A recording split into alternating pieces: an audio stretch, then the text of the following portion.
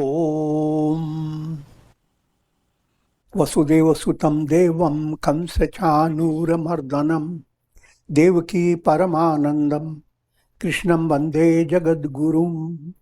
Om. Adorations to Lord Krishna, the preceptor of the universe, destroyer of the forces of darkness, bestower of immortality. Om Shri Krishnaya Namaha. Srimad Bhagavad Gita in Atma Sanyam Yoga, Yoga of Meditation, Chapter 6. Verse number is 24.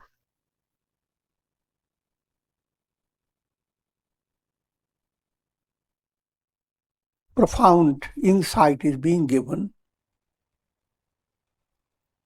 in the practice of meditation. Meditation involves all three stages: focusing the mind, maintaining the focus, and coming to the highest level.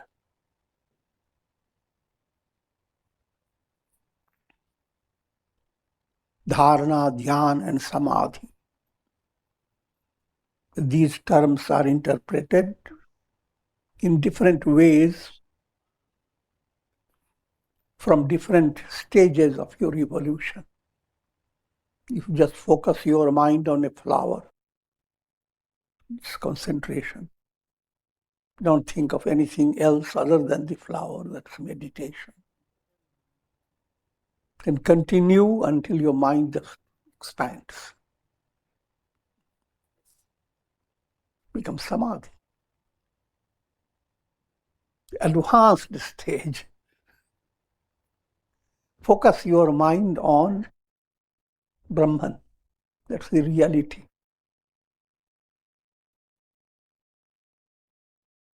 Understand life's there is singular goal. The goal is just the same for all souls. All souls are like reflected suns. And their goal is to rediscover I am the sun. So that focus starts. Then you are being guided by Sat Sankalpa. As you advance, you begin to develop a spontaneous awareness.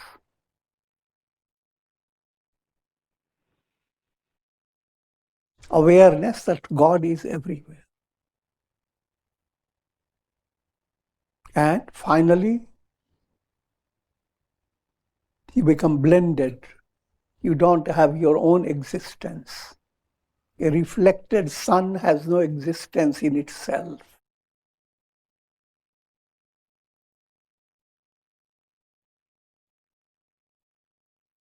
Now let me go along with the slokas.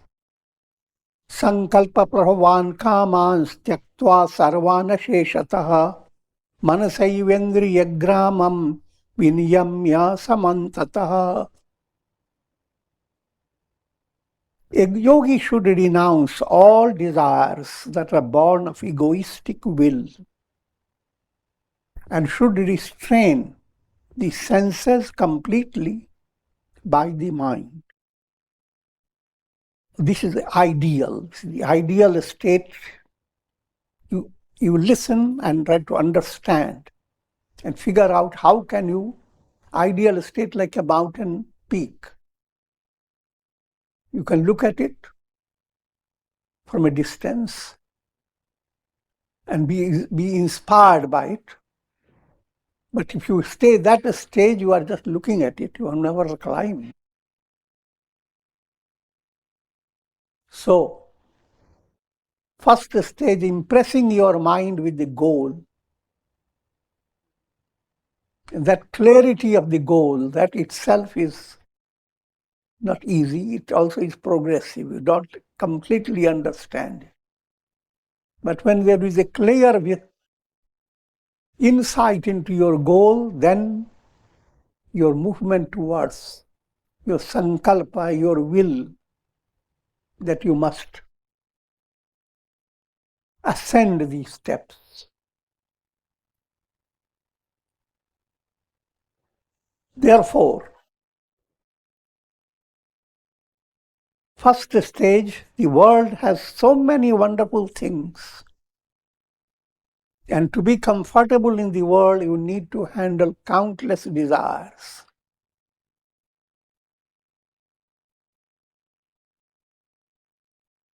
If you are doing that, you are not a yogi. You are a bhogi.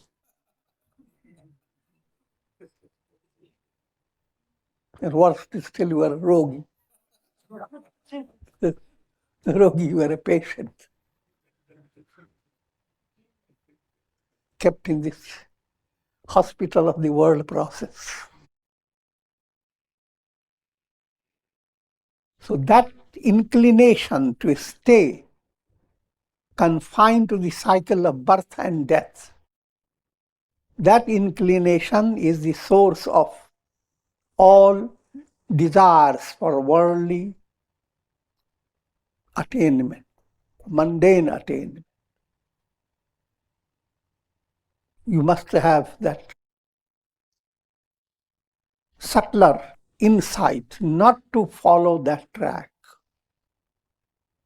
No bhoga, no roga, no yoga.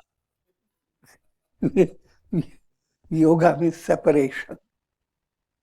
If you go into the world of bhoga, there is a constant fear of being separated from your loved ones. Loved ones as human beings, loved one as your objects of pleasure.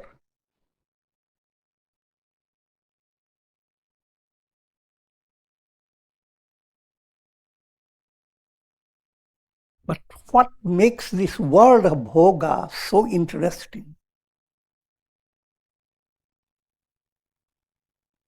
Because of ego.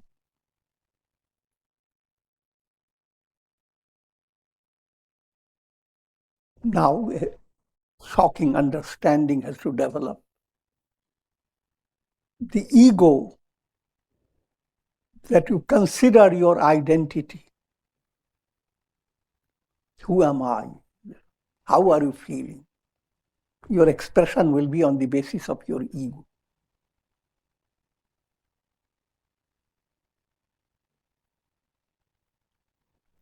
That ego is not you.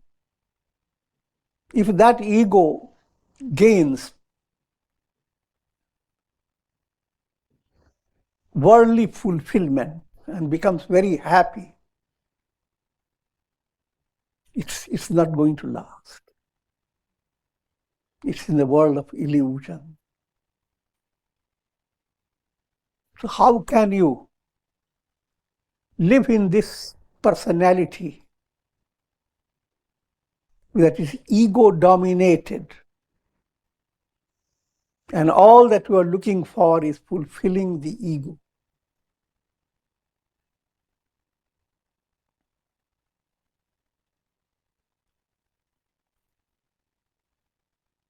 If you are doing so, you are experiencing mortality, fear, and all types of worries and anxieties. Allow your mind to understand the goal that is desireless, not for the fruit of karma. Being interested in pursuing the objects of the world for your happiness, that means soul is fettered by karma. In the whole process is a karmic process. And you can gain happy situations by changing your karma from bad karma to good karma. But that happy situation will not stay, because karma state will not be secure.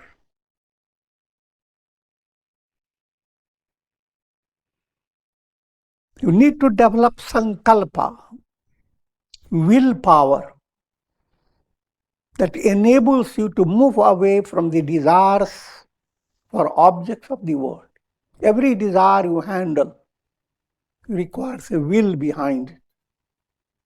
First, desires come just floating in your mind, but they remain just superficial. But suddenly you realize this particular desire is wonderful. Now it catches your attention. Attention is the beginning of your willpower. Now your attention repeats. Dhyayato vishayan punsa. Again and again, focus. This is what I want. This is what I want. Sometimes the whole process is conscious, and sometimes a helpless process.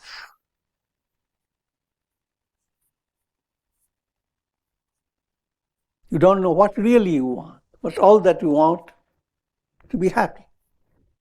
But where is happiness? That your mind does not look for.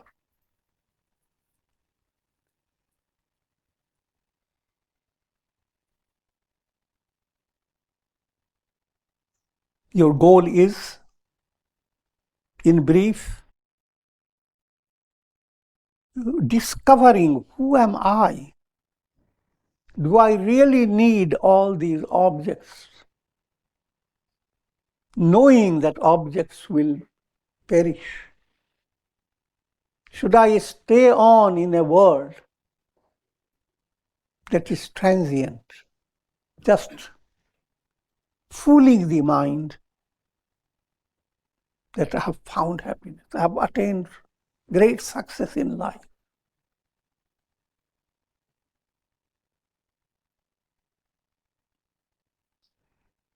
Turning again to the central point, instead of going after egoism and all that is related to ego, allow your mind to understand the immense glory of being egoless, and thereby attaining enlightenment, liberation, which means a revelation, I am Brahman, Aham Brahmasmi. That Aham Brahmasmi state becomes your deep-rooted experience. All other states become superficial. So in order to attain that, what is needed? One should restrain the senses completely by the mind. Always keep the chariot illustration in view. Senses are the horses. Mind is the reins pulling the horses. The reins must be right near the neck of those horses. Your mind must be able to handle the horses and should not be handled by the horses. All the troubles that you hear, they are always there with every individual, even if you are advanced. Only the troubled state becomes lesser and lesser. Tree is always subject to gusty winds, and it will always shake. But shaking is not tragic. Same shaking becomes a source of strengthening you. Ask the trees. The shaking allows them to get more nourishment from the root. So as you follow the path of sadhana, instead of breaking due to adverse situations, you simply shake. and emerge out of adversity stronger. Adversity and prosperity both allow you to shape.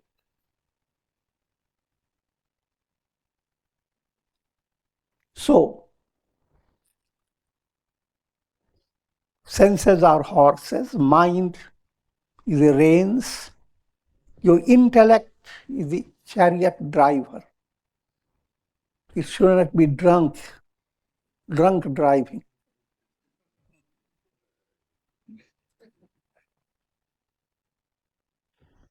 And your intellect must be guided by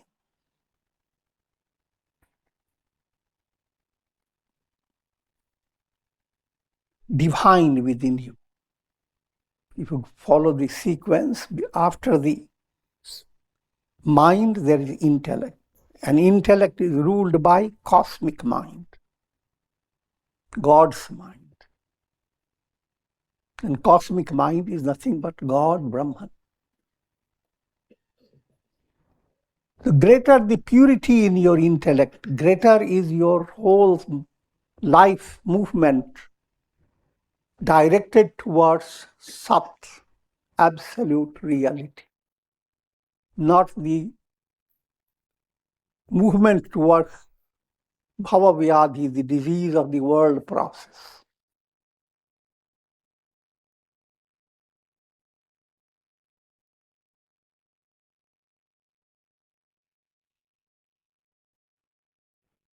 The word sankalpa is important, and that's the purpose of practice of dhyana, meditation. The more meditative practice, greater is your power of will in the right direction.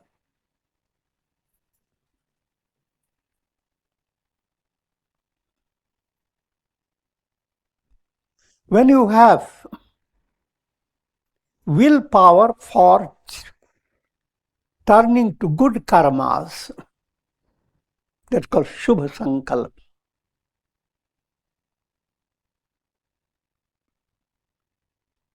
Good resolve. When you have will to attain enlightenment, liberation, rather come back, will to bring real improvement in yourself, that is sthai, that is a stable improvement, then called Sat Sankalpa. True desires, true will. And when you develop more clarity and your will becomes will to attain enlightenment, then called Dhruva Sankalpa. Dhruva is like pole star. Now that has become your objective.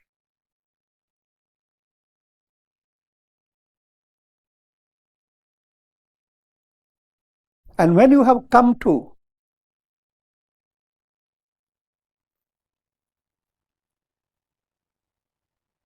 very high state, that the idea of mortality does not in any way frighten your mind.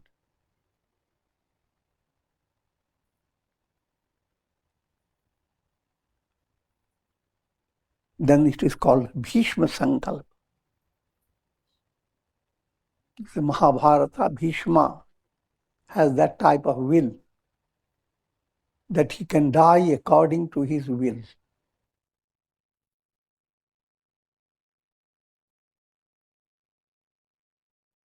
Dying according to the will, people make it spicy in their interpretation.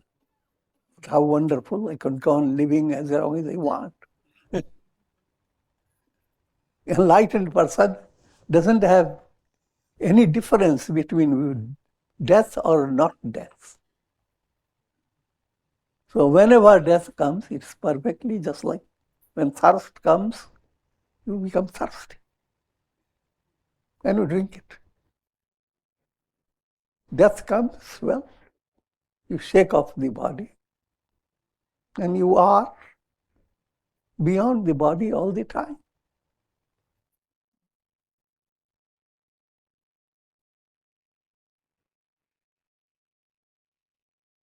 Shanai Shanai Ruparamed Buddhya Dhriti Grihitaya Atma Sanstham Manaha Kritva Na Kinchidapi Chintayet. With his intellect held firm, he should turn the chitta, the mind. When we talk with the mind, the whole set. Man, buddhi, chitta, ahamkar.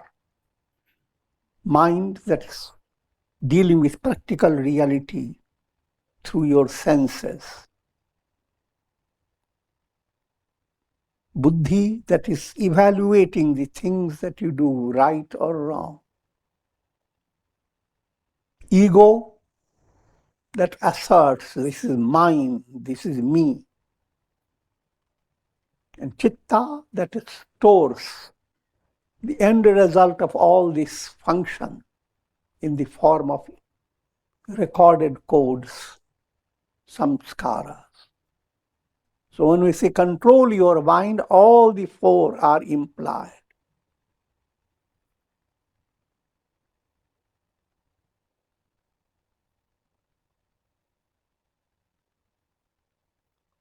With his intellect held firm,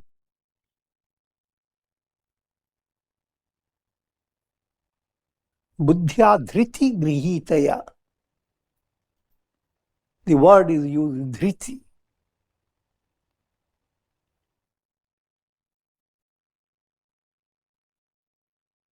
And dhriti is the foundation of dharma. Yato dharmas tato jaya.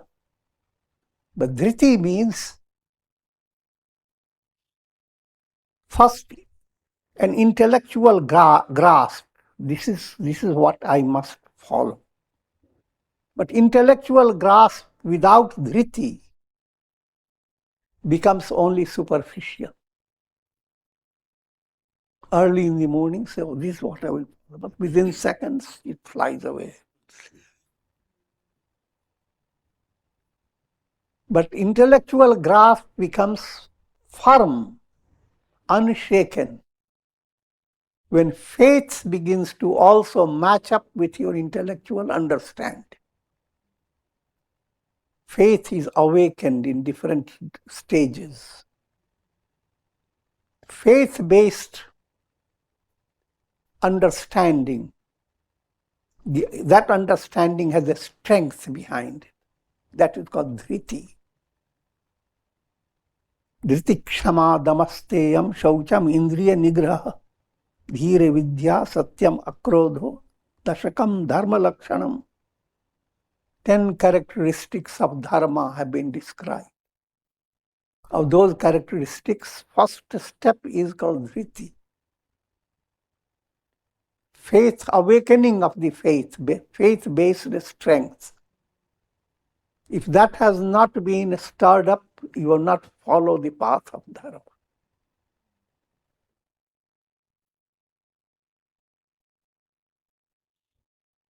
And that dhriti, that firm understanding, that strength goes on increasing. While facing challenges in life, how much can you maintain patience and endurance? That depends upon your dhriti. And when your faith begins to develop dynamic stage, your strength has no limit. You don't have to be a yogi for that. Look at the strength coming in the instinctive level of faith that lets animals, birds be involved with their children and do amazing sacrifices. And all in a very spontaneous way. When faith-based movement gives you strength, you go through amazing sacrifices and you hardly hold it on in your head. But when you don't have faith-based movement, you hardly do any sacrifice. But you write down more eloquently what sacrifices you have done.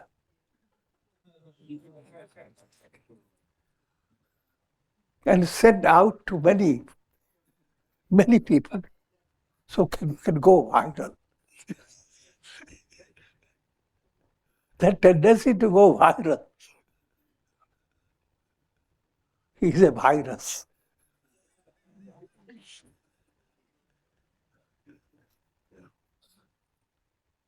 Because real strength means you are so involved in experiencing the immense joy coming out of your strength. You don't have time to go and telling how much have I done.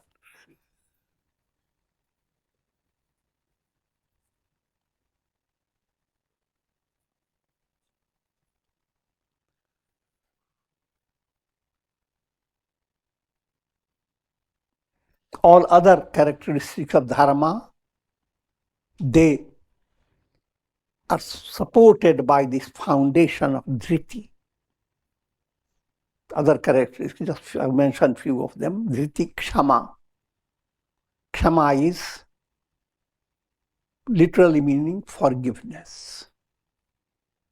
But if you take it literally, you have to further work upon it.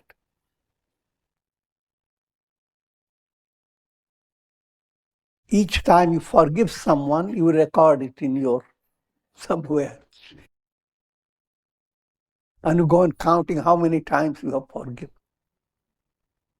That's not kshama. Kshama is not to hold on to the defects of others, but hold on to your goodwill. If you are dealing with your doctor, dealing with patients, and patients utter so many strange things, you are a good doctor. You are not upset because not working on the basis of your ego. You are working on the basis of love for the patients. And therefore, you don't even give any credit to what they are saying out of their hysterical mind. You simply go on doing the best thing you can do. And go on calming the mind of the agitated patients by adopting artistic way of approach. All this comes under kshama. How much can you do? There is no limit. And that's a saintly quality.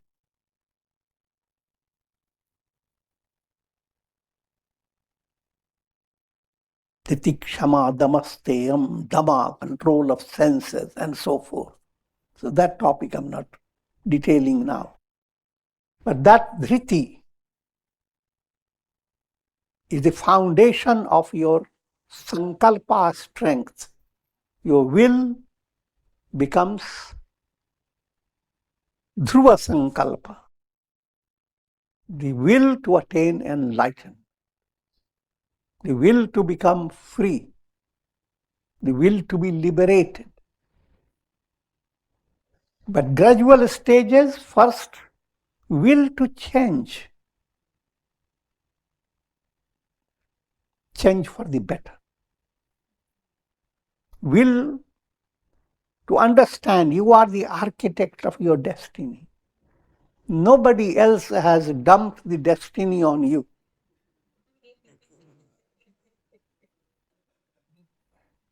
It's a very good news. Because if your troubles are based on others and how they did it, then your troubles will never end, because you can't go on chasing all those others. Though it gives you quick relief by blaming somebody.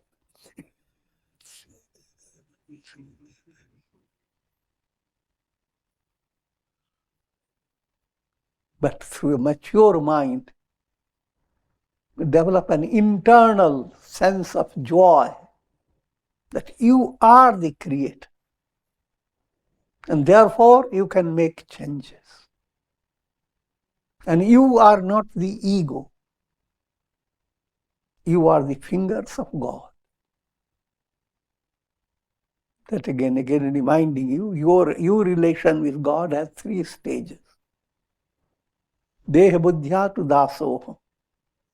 As long as you are dealing with physical realities, deal with them with perfect skill and intelligence.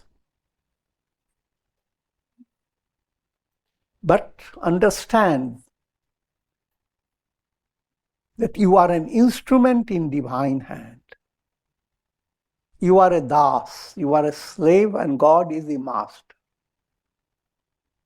And so let the master carry all the weight.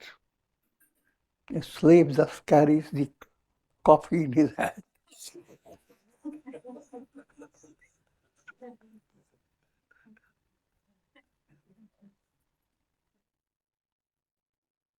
Handle your day-to-day duties as perfectly as you can. What is not within your power, leave it in his hands. So that movement, another jiva buddhya tvadanshaka, you come to another level to understand that while you are surrendering to God, you are discovering you are a ray of God. If God is a sun, you are a ray. You are ansha. Ansha relates to a part of God. Therefore, in your self-improvement, don't put a limit, because God has no limit. All good qualities can develop, you are competing with God. And ultimately, atmabudhya tava iva. From the deepest level, Brahman alone is your being, and a reflected sun is in reality always the sun. There ends the whole story. All these 3 points have to enter in your sadhana life. There should be time to allow your mind to relax and stay on with the revelation, Aham Brahma. Another state, figuring out what defects you have. You have anger, irritability, impatience, sorrowfulness, whatever. And then handling it with the 3 S, SSS. Suppress, substitute, sublimate. Hold back the negative. Assert the positive, a counter positive. And stay on until the negative, which is kind of a short-circuited energy, becomes correct. The negative doesn't exist. The moment you emerge at a higher level, you never go back, oh, I was such an ugly person and irritable and miserable. All that doesn't mean anything. So, tvadanshaka, you are growing in the image of. And that's what spiritual progress is. How much you progress. how much you have followed or emulated the image of. And ultimately, at the deepest level, aham brahmasmi. When the mind has performed the function of leading this function of attaining enlightenment, mind is like a cloud. When a cloud has allowed the light to pass through, that the mind is now allowing your soul to progress until mind becomes enlightened. The cloud will not go back into its black, obscure level. It will all continue to shine until it will dissolve. So that's the role of mind after enlightenment. Your mind will become simply vanish.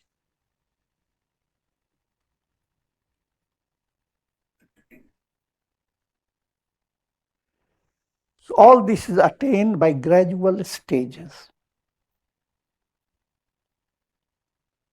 Once he has directed the mind to the self, he should not think of anything else. When Brahman becomes the goal before your mind, it's just like saying, once you go to deep sleep, don't think of anything. The instruction has to be understood. This is not an instruction, don't think. It automatically, you can't think of anything.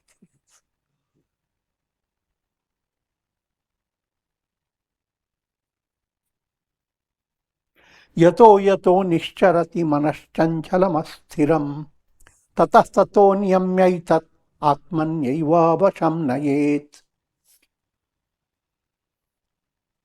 If this mind becomes restless and distracted for whatever reason, let him restrain it. Bring it under the control of the purified intellect.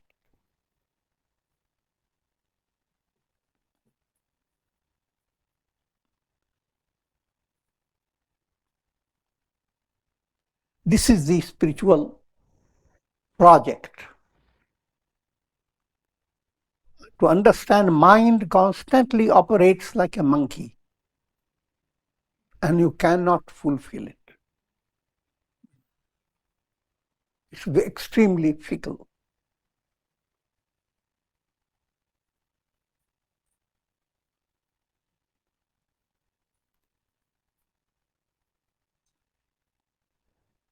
Don't go after finding the cause. What has made me angry? Who caused me anger? Then go after the person.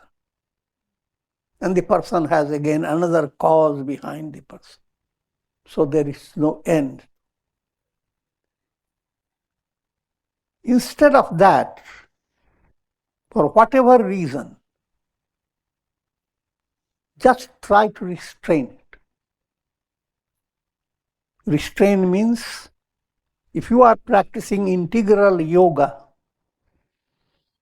automatically you are allowing time, patience, sustained effort.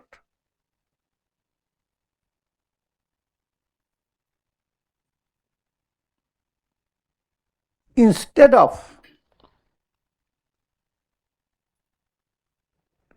developing a sense of becoming absolutely stuck to inactivity, developing a sense of being paralyzed. What can I do? Nothing can I do. Instead of using that type of sankalpa in your mind, led by your faith, inner spiritual strength, understand even that state of waiting is a part of your sadhana. Even that is purposeful.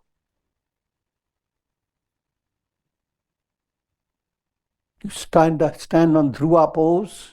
How long will you stand?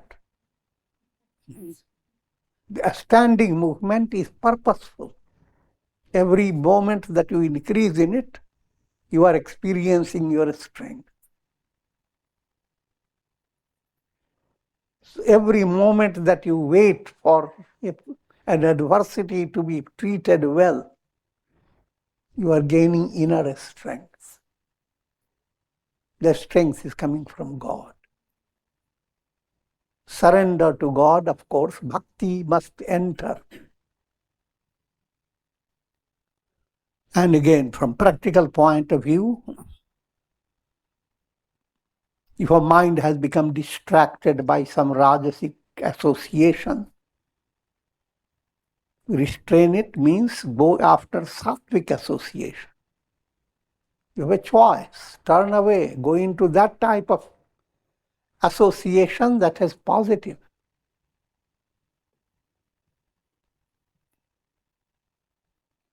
Turn to scriptures that inspire you. Turn to your japa, your prayer. Use your own experiment with yourself. What helps you? But be active. Don't become absolutely frustrated.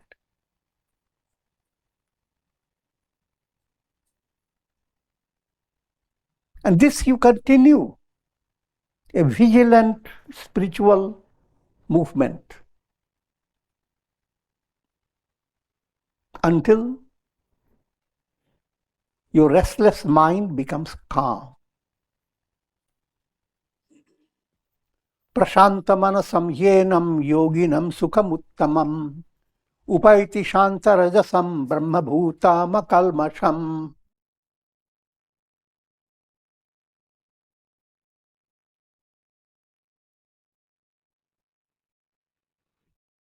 Supreme bliss is enjoyed by the yogi who has attained peace of mind, who has stilled the clamor of rajas in one's nature, who is sinless, who has become identified with Brahman. These are very profound statements. Prashanta manasam. These things wait for you as you succeed. Prashant, mind that is constantly messed with so many nonsense of the world. If you rationally go after your worries, they are all nonsensical. Worrying about people, worrying about the country, worrying about the politics, worrying about the relatives, worrying about your nails.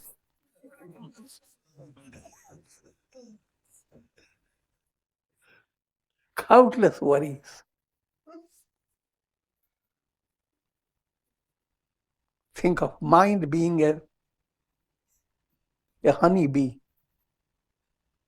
And once the bee has found a little taste from the nectar, now the bee buzzes with immense joy. That state of mind has to be promoted. And it is possible, rather it must. It is some experience that must come within you as you advance. It comes in degrees.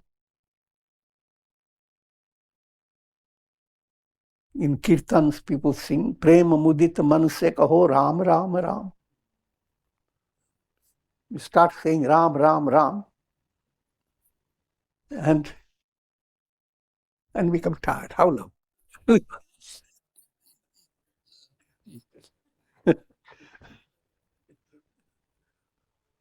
But let your mind come to a state of attunement with the mantra, what Ram means. And as the meaning of Ram shines before your mind, Now the mind wants to touch that God, experience immense joy. So now the movement, the mind is enjoying the nectar of love, prema mudit. The more nectar goes into the mind, love of God. How much love of God you have enjoyed from babyhood up till now? And how much love of God is supporting you from all over the world? Now that love becomes shining before your mind. So as you are repeating your mantra, your mind is buzzing like the bee. And even who are not repeating, the mind goes on. Once it has tasted the honey, you won't listen to anybody's advice.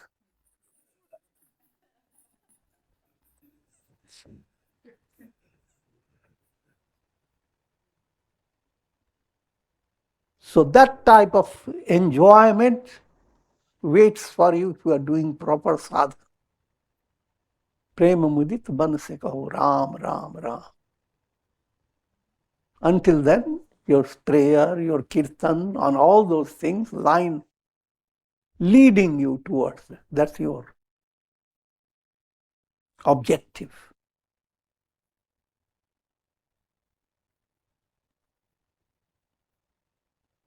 So prashanta manasam, yoginam sukhamuttamam.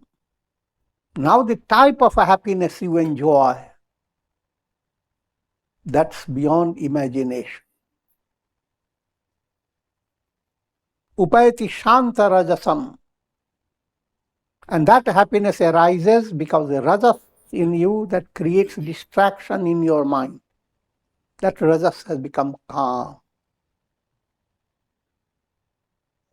The more the mind enjoys the rasa with the honeybee movement, the more rajas begins to calm down and become sublimated. Shanta rajasam. And there is nothing greater experience of happiness than that attained.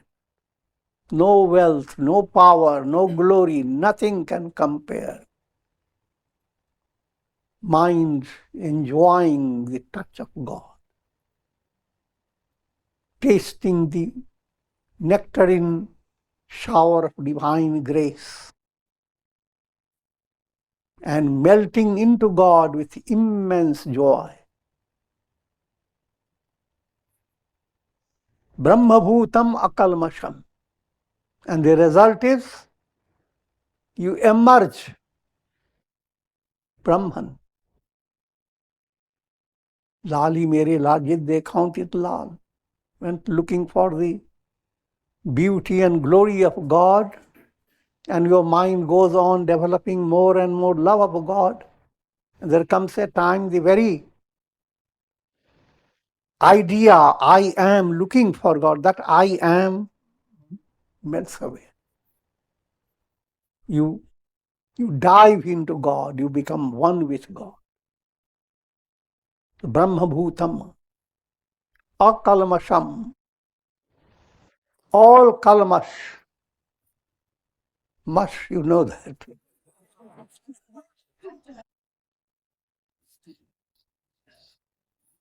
All terrible calamities mushed up. That's what life is. Akalmasham. You become absolutely free. And with this I'm concluding. Om Triambakam yamahe sugandhim pushtivardhanam urvarukma bandhanan mrityorum kshiyamamritat. Om Shanti Shanti Shanti. Hari Om.